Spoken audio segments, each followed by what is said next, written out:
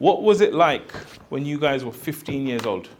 When I was 15 years old, I lived not too far from here, and I was told by my parents that we are moving to Pakistan. So imagine living your life here, the whole of your life, you've been living here, you got friends, you got family, you got everyone here, and then you're told that you're going to be leaving this place and you're going to go straight to Pakistan. How would you guys feel? You're crazy. You say crazy? Excited? You were excited, yeah? You know, initially I was actually excited. Why was I excited? Because I was thinking, I get to miss school here. You know, you're 15, you don't want to go to school every day. So they say, okay, you're going. So in the middle of school, like November time, they're like, you're going to go to Pakistan. So we fly over, my brothers, my sister, we all go, my mom and dad, we go straight to the village. And the first we get there, it's good fun.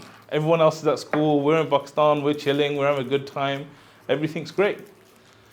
Then 2-3 weeks later, once the novelty wears off, you get to the realization that you're actually in the village. And the whole thing of being out of school no longer holds any weight. Then mom and dad are saying, right, we're going to go and we're going to move to a brand new city that we've never been to, and we're going to live there.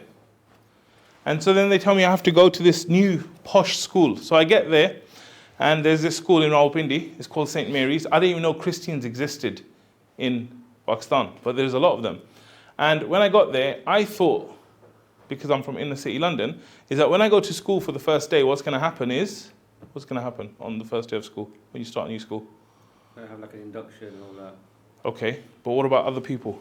We're going to get picked on. I thought we were going to get picked on, have a fight, something like that, right? So I get there on the first day, and I get into the classroom, and I see that there's this guy who looks like he should be in nursery. He's like this high, okay? And then there's this guy who's bigger than me sitting in the same class.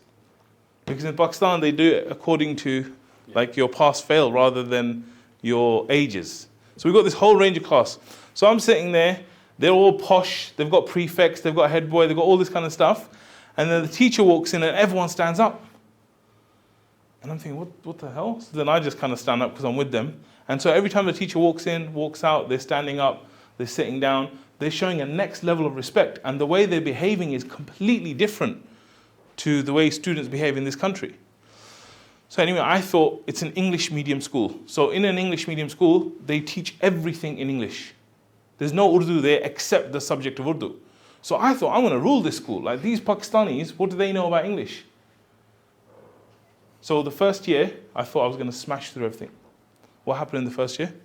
I failed everything. I failed everything except geography and English. These were the only two subjects. And I think geography, there's a bit of cheating going on because she gives the same exam every year, right? But geography and English were the only two subjects I didn't fail. And so now I was in trouble because they said to me that if you failed everything, you repeat the year.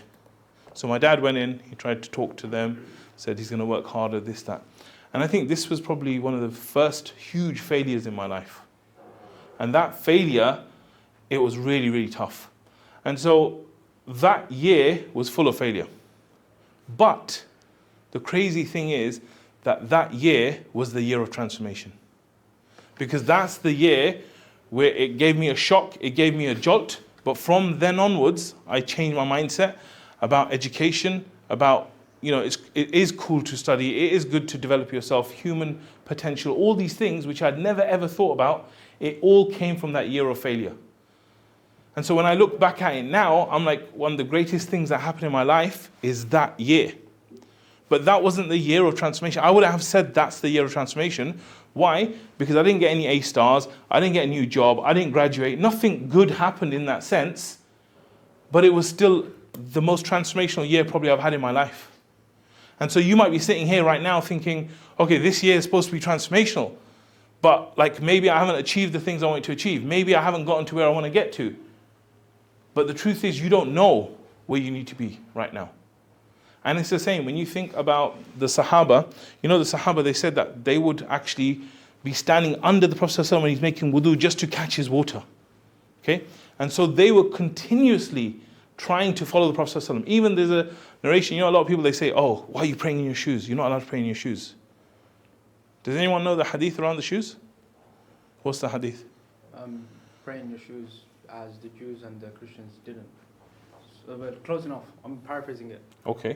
Do you know that hadith? I don't know the hadith. The hadith I know is that the Prophet ﷺ is praying. Sahaba, everyone's praying behind him. Okay? While he's praying, he takes off his shoes. Oh, that one. Purity. The Prophet ﷺ takes off his shoes. What does everyone else do? Take the shoes off. Did the Prophet ﷺ tell them to take their shoes off? He didn't, right? They all took their shoes off immediately. Why? That's what the Prophet ﷺ. Because they will follow the Prophet ﷺ immediately. And that's why when he finished Salah, he said, why did you guys remove your shoes? He said, because we saw you removing it. And he said, yeah, Jibreel came to me and said, there's dirt on your shoes, so remove it. So what I'm saying is that they would follow the Prophet ﷺ like without being told. But there's one incident that comes to my mind where the Prophet ﷺ told them and they didn't follow him. Can you guys think of what incident that was? Uhud. Everyone says Uhud, yes. Uhud is in the mind of everyone. But those guys did initially follow the Prophet ﷺ.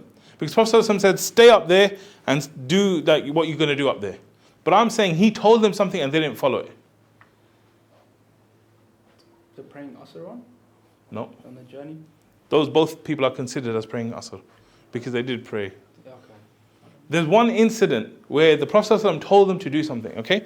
And I want you to imagine like yourself, like you guys are here now after months and months of work, efforts, struggling, all these things you've been doing. This was the same for the Sahaba. The Sahaba were desperate to go back to Mecca, okay? So they got told by the Prophet ﷺ, get ready, we're going Umrah. So they start making their way to Umrah. And I know we go on the bullet train and on the cars, but for them it takes weeks and weeks and weeks to get from Medina to Mecca. So eventually they actually get close to Mecca. And what happens? They're stopped by the kuffar. And they're told that you cannot go to Umrah. So now the Sahaba are like, what? Like we just went through all that struggle, all that effort, everything. And the Prophet ﷺ told us that we're going to go Umrah. What's going on? The Prophet ﷺ said, I didn't tell you it would be this year. That's true, isn't it? He didn't say it to me this year. But they couldn't go. So at that moment, the Sahaba felt like maybe at a loss, maybe grief, maybe like sadness, disappointment, all these emotions that we feel when there's like a big failure. This was a failure, like I was talking about my failure. So they're here now, and you can imagine after a big shock and a big failure, like imagine, like have you ever been somewhere where you go 7 hours, you get late for your flight, and you miss your flight now, and you're like, man, I traveled 3-4 hours for this. Imagine traveling 3-4 weeks for something, and then saying you're going to go back. So now they're all sitting there. The Prophet ﷺ comes in and says, shave your heads, get out of Ihram. And nobody follows it. Nobody does what they say to do. So at that moment, what did the Prophet ﷺ do? He went to his wife. He went to his wife. And he asked her specifically for advice. And he said, like, I told them to do something and they didn't do it. And you got to remember that he was not used to this behavior at all. What did she say to him? You shave your own head. Yeah, you do it and they'll all follow. And that's exactly what happened. As soon as he did it, everyone followed. Okay? But how was this whole situation seen? How was it perceived? As a failure? Defeat. As a loss? Defeat. As defeat. Yeah, coach, that's a good word for it. Defeat, failure, loss. Okay? Now, so once this has happened, everyone there thinks it's defeat, failure, loss. What did the Quran say about it? Victory. A victory, yeah? But there's another word. So one, fathan, mubina. What does mubin mean? Clear victory. Clear. So Allah described this failure, this loss, this defeat as a clear victory. Right? A clear victory. So everyone else saw it as loss, defeat, failure, but Allah is saying this is a clear victory. And then when you look back in history now, Hudaybiyah was actually the turning point for the whole thing. Because what happens is the dawah opened up completely, people started intermingling, interacting, more people started coming to Islam until they took 10,000 people because the treaty was broken and they went to Makkah and they took over Makkah. But in that moment, no one saw that year as a transformational year. And that's exactly the point I'm making to you today.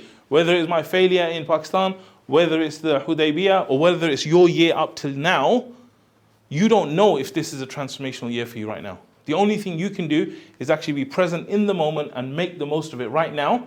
And then inshallah, Allah will put the barakah in it and it will become a transformational year for you.